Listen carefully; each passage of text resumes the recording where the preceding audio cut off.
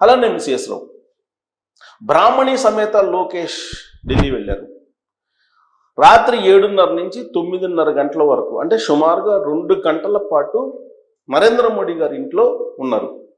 లోకేష్, బ్రాహ్మణి, దేవాంశ్ ముగ్గురు అక్కడే ఉన్నారు. ముగ్గురు దాదాపు 2 గంటల పాటు నరేంద్ర మోడీ గారి దగ్గర ఉన్నారు. నరేంద్ర మోడీ గారు ఇచ్చినటువంటి ఆతిథ్యాన్ని తీసుకొని ఆనందించారు. ఇది అందరికీ తెలిసినటువంటి అంశం. మరి ఆ 2 గంటల పాటు కేవలం కుటుంబ విషయాలే మాట్లాడుకుంటారా, కుటుంబానికి సంబంధించినటువంటి అంశాలనే షేర్ చేసుకుంటారా అని అంటే కానే కాదు. ఇద్దరు పొలిటీషియన్స్ కలిశారని అంటే డెఫినెట్గా రాష్ట్రానికి సంబంధించిన అంశాలనే ప్రస్తావించుకొని ఉంటారు. పైగా వాళ్ళిద్దరు కలిసినటువంటి సందర్భంగా ఒక అంశం ప్రస్తావనకు వచ్చిందని చెప్పి తెలుస్తోంది. 2047 దిశగా ఆంధ్రప్రదేశ్ని అభివృద్ధి చేయడానికి మీ సహకారం అవసరము అని చెప్పి లోకేష్ గారు నరేంద్ర మోడీ గారిని అడిగారు. 100కి 100% ఆంధ్రప్రదేశ్కి ఏం కావాలో అది చేయడానికి సిద్ధంగా ఉన్నానని చెప్పి గ్రీన్ సిగ్నల్ ఇచ్చారు. కరెక్ట్గా ఈ కాన్వర్జేషన్ దగ్గరే మనం లోతుగా విశ్లేషించుకోవాల్సినటువంటి అవసరం ఉంది. 2047 దిశగా ఆంధ్రప్రదేశ్ అభివృద్ధి చెందాలి అని అంటే లోకేష్ గారి యాంగిల్లో ఆలోచించినప్పుడు తెలుగుదేశం పార్టీ అధికారంలోకి రావాలి. 2047 వరకు ఆ పార్టీయే అధికారంలో ఉంటేనే అది సాధ్యం. అలాగే పారిశ్రామికవేత్తలు, పెట్టుబడిదారులు, వాణిజ్యవేత్తలు ఆంధ్రప్రదేశ్కి రావాలంటే ఎవరు ఉండకూడదు? వైఎస్ఆర్ కాంగ్రెస్ పార్టీ ఉండకూడదు, జగన్మోహన్ రెడ్డి గారు బయట ఉండకూడదు, జైల్లో ఉండాలి. ఇది లోకేష్ గారు అనేక సందర్భాల్లో చెప్పినటువంటి మాట. పైగా ఆయన ఏం చెప్పారు?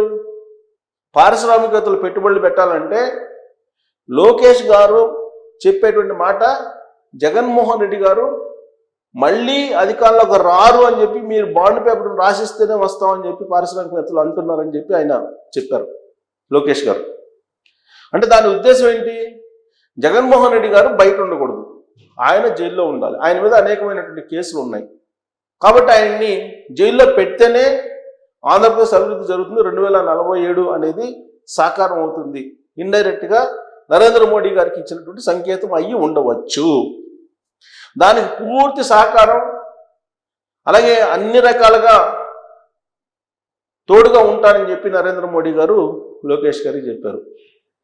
ఈ కాన్వర్జేషన్ బట్టి మరి ఇప్పుడు కొనసాగుతున్నటువంటి లిక్కర్ స్కామ్కు సంబంధించిన విచారణ కానీ, గతంలో ఉండేటువంటి ఈడీ, సిబిఐ కేసులు కానీ ఇవన్నీ స్పీడప్ అవుతాయా జగన్మోహన్ రెడ్డి గారి మీద అనేది ఇప్పుడు సరికొత్తగా బయటకు వస్తున్నటువంటి అంశం.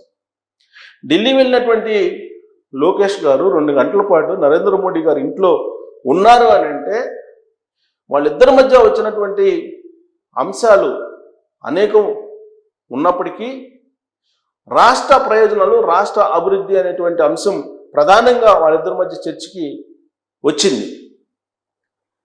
ఆ విషయాన్ని లోకేష్ గారే చెప్పారు. రాష్ట్ర అభివృద్ధి, రాష్ట్రానికి సంబంధించిన ప్రయోజనాలు, వీటికి సంబంధించినటువంటి అంశాలే ప్రస్తావనకు వచ్చాయి అని చెప్పేసి వాళ్ళు తెలుగుదేశం పార్టీ వర్గాల్లో మాట్లాడుకుంటున్నారు. బహుశా లోకేష్ గారు చెప్పి ఉండొచ్చు కూడా. మరి దాన్ని బట్టి మనం విశ్లేషణ చేసుకుంటే జగన్మోహన్ రెడ్డి గారి కేసులు రాబోయే రోజుల్లో స్పీడప్ అవుతున్నాయి.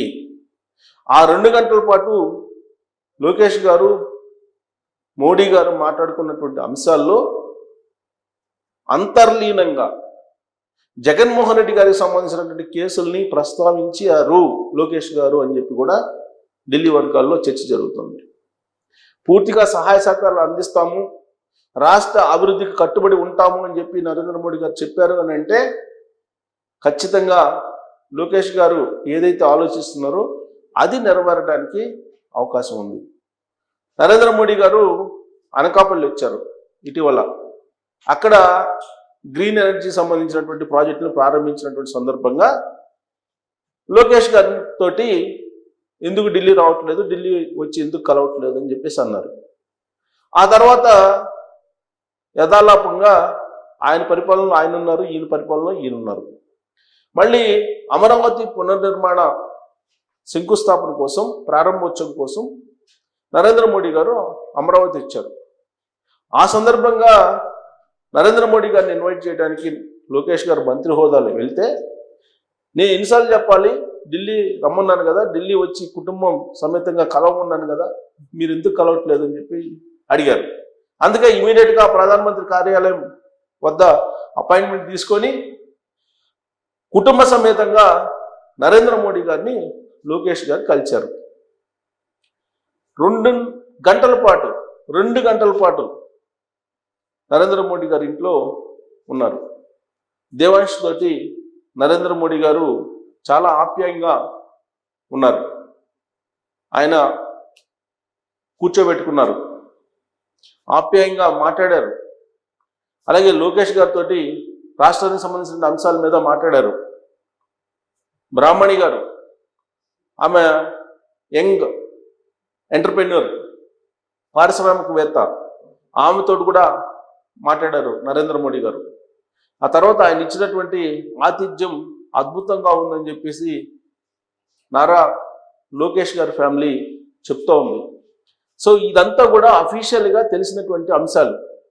కానీ అంతర్లీనంగా వాళ్ళిద్దరి మధ్య జరిగినటువంటి చర్చల్లో మాత్రం ఖచ్చితంగా లిక్కర్ స్కామ్ గురించినటువంటి అంశం వచ్చి ఉంటుంది. దాంతోపాటు లోకేష్ గారు అనేక సందర్భాల్లో ప్రస్తావించినటువంటి అంశం ఏంటంటే 2019 నుంచి 2024 మధ్య కాలంలో లిక్కర్ కారణంగా దాదాపు కొన్ని వేల మంది లివర్లు పాడయ్యాయి, కిడ్నీలు పాడయ్యాయి, అనేక మంది చనిపోయారు అనేటువంటిది డేటా కూడా తీశారు. ఈ డేటాని నరేంద్ర మోడీ గారికి అందజేశారని చెప్పి కూడా తెలుస్తుంది. బహుశా ఆ డేటా నా దగ్గర కూడా ఒక గ్రాఫ్ ఉంది. ఆ గ్రాఫ్ వైరల్ అవుతుంది సోషల్ మీడియాలో కూడా. బహుశా ఆ గ్రాఫ్ని నరేంద్ర మోడీ గారికి అందించి ఉండవచ్చు. లిక్కర్ స్కామ్లో నెలకి 70 కోట్లు 80 కోట్లు దారి మళ్లించారు.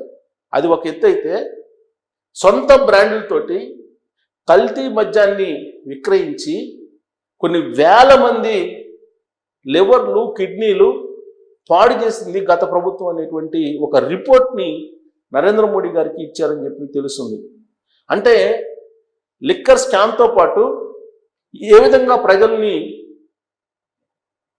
బలహీనపరిచారు, ఏ విధంగా ప్రజల్ని ఏ విధంగా ఇబ్బంది పెట్టారు, వాళ్ళ అవయవాల్లో చెడిపోయేలాగా ఏ విధంగా చేశారు అనేటువంటి కోణాన్ని అక్కడ ఆవిష్కరించినట్టు కూడా తెలుస్తుంది. అంటే లిక్కర్ స్కామ్లో ఉండేటువంటి సీరియస్నెస్ని నరేంద్ర మోడీ గారికి ఎక్స్ప్లెయిన్ చేశారని కూడా ఢిల్లీ వర్గాల నుంచి అందుతున్నటువంటి సమాచారం. మరి దానికి పరిష్కారం ఏంటి? లిక్కర్ స్కామ్లో ఎవరైతే కీలక పాత్రధారు ఉన్నారో, బిగ్ బాస్ ఉన్నారో, ఆ బిగ్ బాస్ మీద చర్యలు తీసుకోవాలి అనేది లోకేష్ గారు అంతర్లీనంగా నరేంద్ర మోడీ గారికి ఇచ్చినటువంటి ఒక సందేశం. దానికి సానుకూలంగా నరేంద్ర మోడీ గారు స్పందించారని కూడా తెలుస్తుంది. సో రాబోయేటువంటి రోజుల్లో ఈ 2 గంటల పాటు ఢిల్లీలో నరేంద్ర మోడీ గారు, లోకేష్ గారు మధ్య జరిగినటువంటి ఈ సంభాషణ అనేకమైనటువంటి మార్పుల్ని ఆంధ్రప్రదేశ్లో తీసుకురాబోతుంది అని చెప్పి ఇప్పుడు కొత్తగా టాక్ మొదలైంది. మరి ఆ మార్పులు ఏంటి? జగన్మోహన్ రెడ్డి గారిని జైల్లో పంపించడమేనా, లేదా లిక్కర్ స్కామ్కి సంబంధించినటువంటి నిధుల్ని మళ్ళీ రికవరీ చేసి ప్రజలకి జమ చేయటమా, లేదా పాత కేసుల్లో సిబిఐ ఈడీ కేసుల్లో మళ్ళీ శిక్షించడమా, లేదంటే వ్యక్తిగత హాజరుకి ఖచ్చితంగా హాజరు కావాలని చెప్పి కోర్టులు రాబోయే రోజుల్లో జగన్మోహన్ రెడ్డి గారికి చెప్పబోతున్నాయా, ఎలాంటి పరిణామాలు చోటు చేసుకోబోతున్నాయి అనే దాని మీద మీరు కామెంట్ చేయొచ్చు. Thank you.